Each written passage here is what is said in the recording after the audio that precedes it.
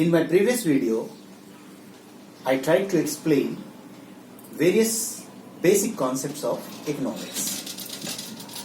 So in continuation to that, today we are once again going to discuss the remaining basic concepts of economics. So the topic remains same, basic concepts of economics, right? Now, leakages and injections. These are very important concepts. Leakages. Let us first discuss leakages. What are leakages? Leakages have a positive impact on the process of production. Leakages have a positive impact on the process of production. They are withdrawals from the circular flow of income. They are withdrawals from circular flow of income. The best example of leakages are saving, right? Import, saving, import and taxation. These three are the best example of leakages. So, leakages have the negative impact on the process of production and they have very limited scope, rather they are the withdrawals from the circular flow of income. So, saving, import and taxation. These are the examples of leakages. Injections.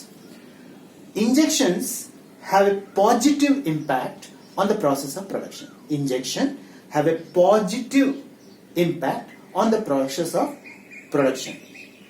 They are in fact additions. They are in fact additions to the circular flow of income. The best examples of injections are export, investment and consumption expenditure.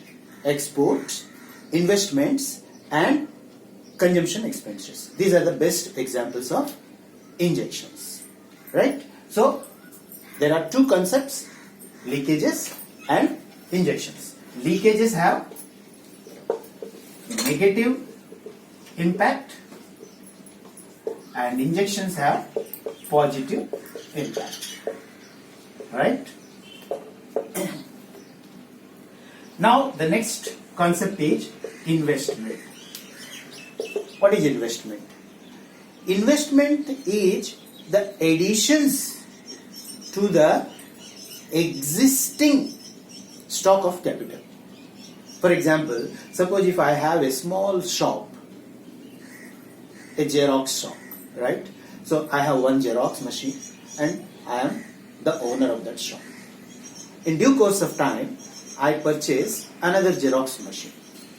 Okay, now I have two Xerox machines. So additions to the existing stock of capital.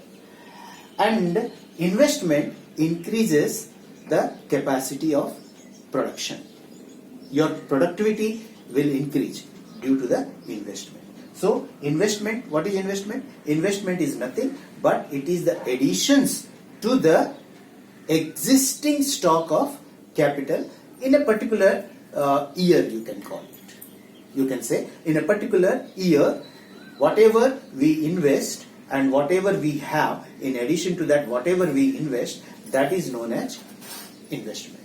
Okay, so investment. Now coming to depreciation.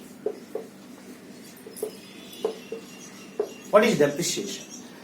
Depreciation refers to the loss of value of capital items due to normal wear and tear and absolute obsolescence.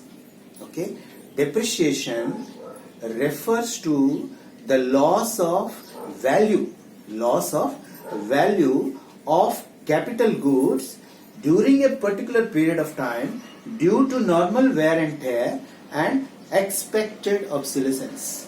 Okay. Generally, what happens when we use a particular item over the years, then the value of that item goes down. Okay. Various reasons are there. The first reason is wear and tear. Continuous use of that machine makes the machine work not that efficiently as it used to be.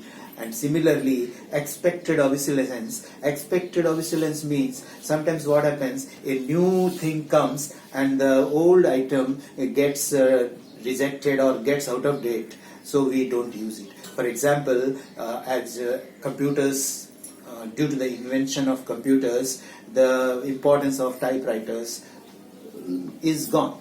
Okay. Similarly, taste and preferences. Suppose if you have a particular taste on a particular item, and that particular item what you have is not serving the purpose, so then you are going to buy a new one. So the old ones are getting, you can say, losing their value. So that is called depreciation, right? That is depreciation. Now, depreciation reserve fund. Okay, another thing, depreciation reserves fund. What is this? Depreciation reserve fund.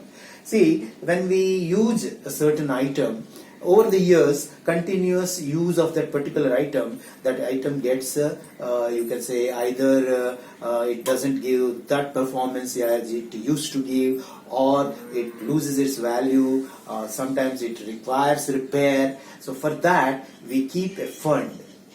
Okay, a producer keeps a fund for a particular financial year, you can say, and that fund is used whenever you get a particular item depreciated, either for its repair or for its replacement. We keep that fund, and that fund is known as depreciation reserve fund. Okay, so leakages, injections, investment, depreciation, and depreciation reserve fund. Okay, depreciation reserve fund. So what are the topics? Leakages, injections, investment, depreciation, intermediate goods, right? Intermediate goods. What are intermediate goods? Intermediate goods are those goods and services which are purchased by one production unit in order to produce further goods, right?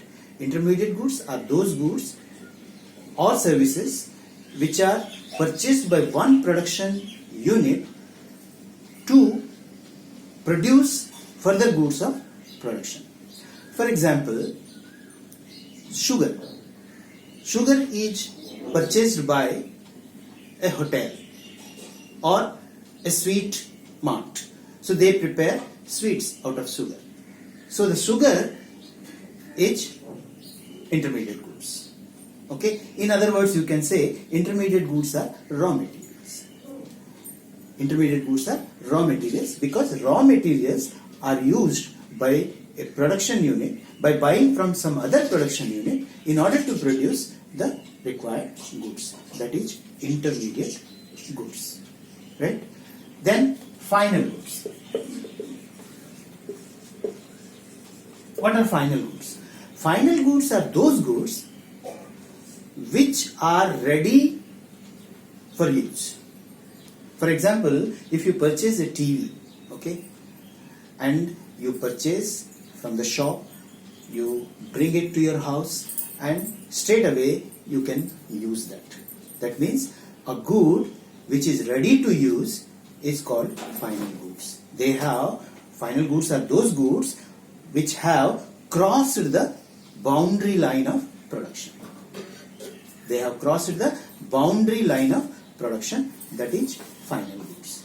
Okay, so intermediate goods are those goods and services which are used or which are purchased by a production unit from some other production unit in order to produce more and more goods. Best example, raw materials. Final goods are those goods which are out of the boundary line of production. That means these goods are ready to use. So that is final goods. Now, domestic territory, right?